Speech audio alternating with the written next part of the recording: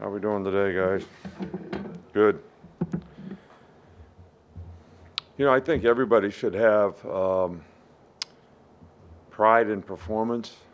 You know, we talk about personal performance and anything that you want to try to do. And is that more important to you or is it more important to somebody else?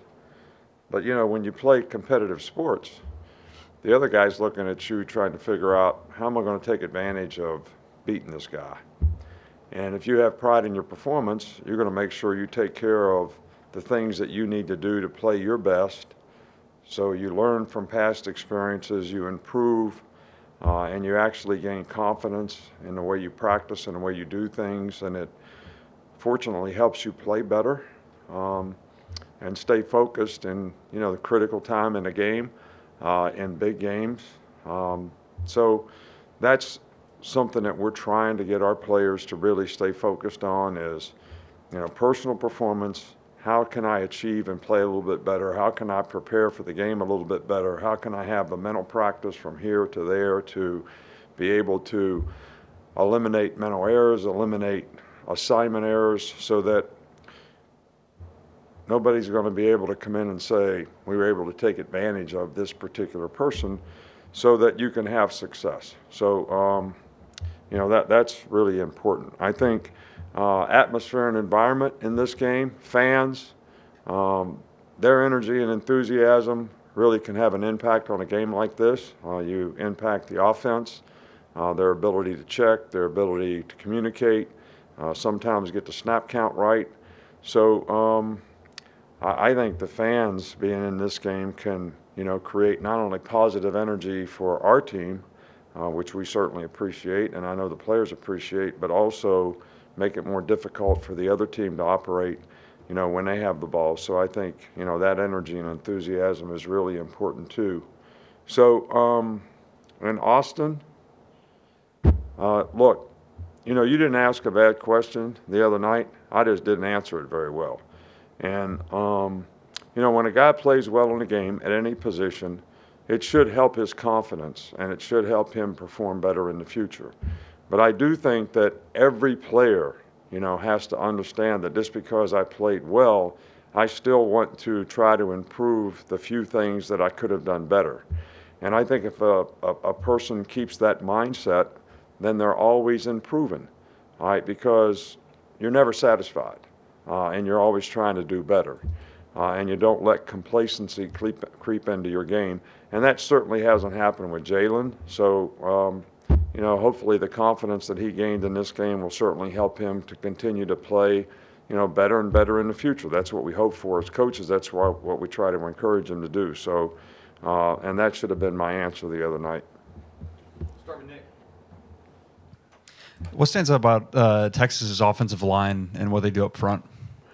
Well, you know, first of all, they got a really, really good scheme in terms of, you know, the way they try to run the ball. They try to formation you, the motions that they use, the formations that they use.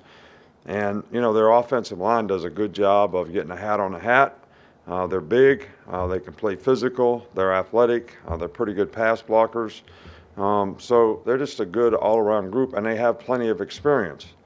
So, you know, I think this is one of the better offensive teams personnel-wise and scheme-wise, and the way they're coached to play and execute of anyone that, you know, we'll see this year.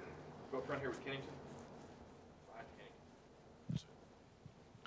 After the Middle Tennessee State game, Jermaine Burton said that one of the big reasons why he decided to come back was because he wanted to see himself mature as a leader. How have you seen him do that, and how has he improved on the field as well? Yeah, well, I think Jermaine has shown a lot of maturity.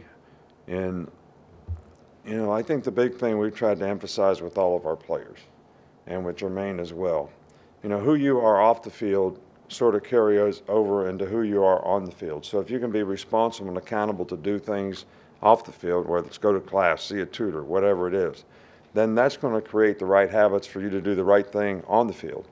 You know, you don't get discipline when you go on the field. You get it in your life when you start getting up in the morning and start making choices and decisions about what you're going to do and what you're not going to do. So, and that's something that he's learned to understand. And I think that is carried over off the field as well as on the field, and I think that'll help him be more successful in, whatever his challenges are in the future, because he could have a really good career if he can continue to progress in that area. Charlie? Flipping to the other side of the ball, he asked about Texas's offensive line. What stands out about their defensive front and the group? Well, the two inside guys are really, really good. Strong, powerful, athletic, can pass rush, really hard to block. Don't give up a lot of movement inside, which makes it difficult to run. Their ends are athletic, and they do a good job of playing together as a team. They've got really good energy and enthusiasm. They played really well last week, and it's a very good defensive team. So it'll be challenging for us to be able to get movement on the people that we need to get movement on so that we can have some balance on offense, and there'll be challenges in pass protection as well. Chase? I think Nico Johnson played on 3 of your national championship teams, and of course he's a Texas defensive GA now. How do you remember his career, and what kind of coach do you think he might make? Well, Nico is, first of all, there are championships, not my championships. There's a lot of people that contribute to that, a lot of players, and in every plaque we want every guy's name on the plaque because they all contributed to it in a positive way. And Nico is a great person, smart player, was very productive here as a player. He's got great character. I think he'd be a great coach. He's smart, he's bright, he's industrious, he's a hard worker. So I don't think there's any question about the fact that he would be an outstanding coach. Go to Matt. What does the Texas secondary do well, or that's a unique challenge? Yeah, well, they've got some really good players. They got a outstanding corner. They've got a couple of really good safeties. They've got experience. These guys are fast reactors. They can play man-to-man. They can cover you. They tackle well.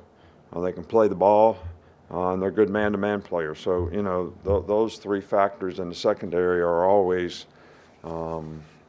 things you look for to really have a successful unit. And it's going to be a challenge for us to be able to beat man-to-man and to be able to take advantage of things in the passing game. I mean, the challenge is you got to protect, you got to be able to get open, and you got to be able to throw the ball accurately when it all happens. So that's what we're focused on, trying to get our guys to be able to do. Austin? Yeah, Coach, you had Steve Sarkisian on your staff twice here, once as an analyst, once as offensive coordinator. What do you think he does so well as an offensive mind? Well, I think Sark is one of the best coaches, we've ever been around when it comes to offense. He's got a great disposition with the players. He's a really good teacher. He's got a great understanding of the game, really understands defense and how to attack defenses, but has some really good concepts on offense that are hard to defend, understands how to present them in different ways so that maybe whatever you practiced, it doesn't really come up that way in the game, which makes it more difficult for defensive players. But Sark did a great job here for us, and he's doing a great job at Texas, and it's going to be a very challenging game. They've recruited well, they coach well, and they've got good players, and they're well coached. Got 2 to finish up, Oscar and then Kirk. Hello, Coach. How was that moment of decision when you extend your hand to Steve Sarkisian and give him a second chance? Thanks so much. Gracias. I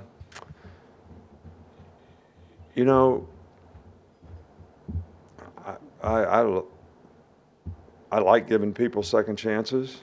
I think if their willingness to try to do the right things and